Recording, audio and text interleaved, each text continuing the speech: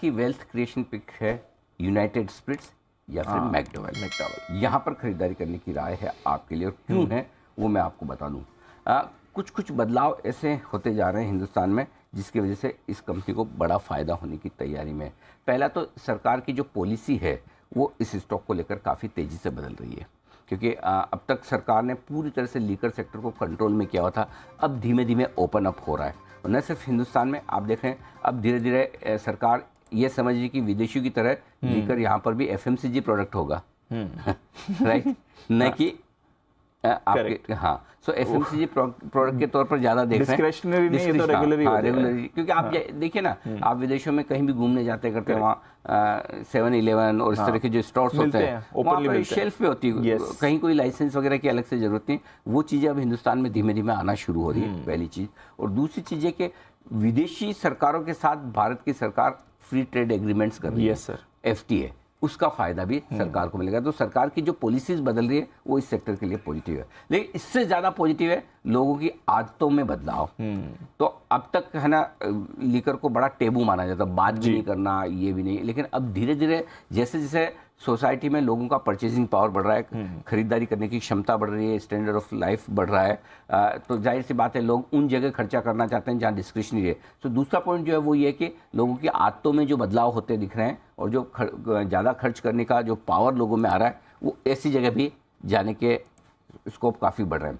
Company ने अपने management में बदलाव किया है। डियाजियो जैसी इंटरनेशनल सबसे बड़ी लीकर कंपनी में से एक है, वो अब इसकी मालिक हो चुकी है। तो जाहिर सी बात है उसकी इंटरनेशनल ग्लोबल एक्सपर्टाइज का फायदा अब धीरे धीरे मिल रहा है। और जो कुछ भी बदलाव होने के बाद जो अंदर इंटरनली इनको स्ट्रक्चरली बदलाव करने थे, पॉलिसीज चेंज करनी थी, वो करने का वक्त निकल चुका है, अब वो कर चुके हैं कंप्लीट। अब उसका असर आना बाकी है।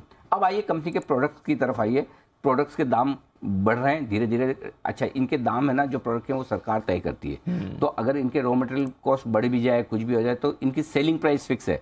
तो अब धीरे धीरे अच्छा, ये पावर राज्य सरकारों के पास है, तो हर राज्य सरकार अपने राज्य के हिसाब से प्रोडक्ट के दाम तय करती है। तो 2-3 राज्यों ने अपने धीमे धीमे प्रोडक्ट के दाम बढ़ाने शुरू कर दिए, बाकी राज्य भी करेंगे। और साथ ही कच्चे माल की जो इनकी लागत है जो बढ़ गई थी, वो भी धीरे धीरे कंट्रोल में आती हुई दिख रही। तो वो दूसरा फायदा होगा, एक तरफ रॉ मटेरियल प्राइसेस घटेगी, दूसरी तरफ प्रोडक्ट के दाम बढ़ेंगे।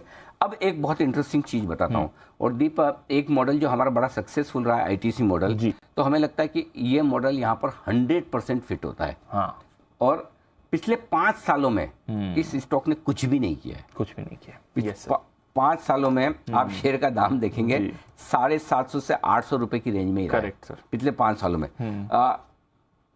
लेकिन पिछले 5 सालों में जो इनके बदलाव हैं, पहला बड़ा बदलाव देखिए दीप, जो इनकी 2018 में इनका कर्ज था 3100 करोड़ का, आज मालूम है कितना है? 2000 में 550 करोड़ पर आ गया। तो 82% अपना कर्ज घटा दिया, बैलेंस शीट मजबूत हो गई।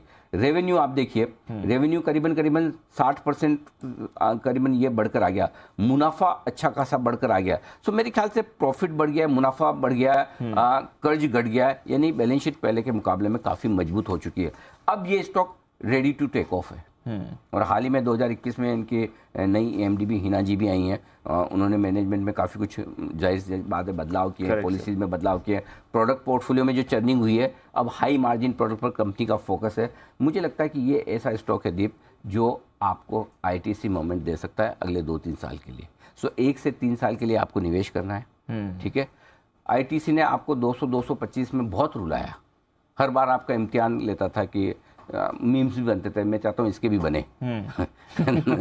लेकिन मेरा ये समझना है ये कब चलेगा कहना मुश्किल है। आपका पूरा इम्तिहान लेगा, हो सकता है जल्दी चल जाए, हो सकता है लेट चले, लेकिन ये स्टॉक आपके पोर्टफोलियो में होना चाहिए। तो आप खरीदने के लिए 740-760 रुपए की रेंज बहुत बढ़िया है। अगर उस रेंज में मिलता है, आराम से एक्यूमुलेट कीजिए, बाजार के खराब मूड माहौल में टुकड़ों में खरीदिए। टारगेट 1000, 1250, 1500, ये 3 टारगेट। हाँ, दुगुने से कम के टारगेट, तो फिर वेल्थ क्या बनी? करेक्ट सर, वो भी है ना। और सबसे बड़ी बात ये, चाहे DLF हो, चाहे हम LNT हो, सारे स्टॉक्स जो ये हम दे रहे हैं इस प्रोसेस में, टाटा मोटर, सब में दिग्गज स्टॉक होने के बावजूद मिनिमम दुगने होने के जहाँ पर स्कोप हैं, वहीं पर हम ये राय दे रहे हैं। तो आई थिंक एक ये स्टॉक है जो आपके पोर्टफोलियो में जरूर होना चाहिए, USL या फिर मैकडॉवेल। ठीक है सर।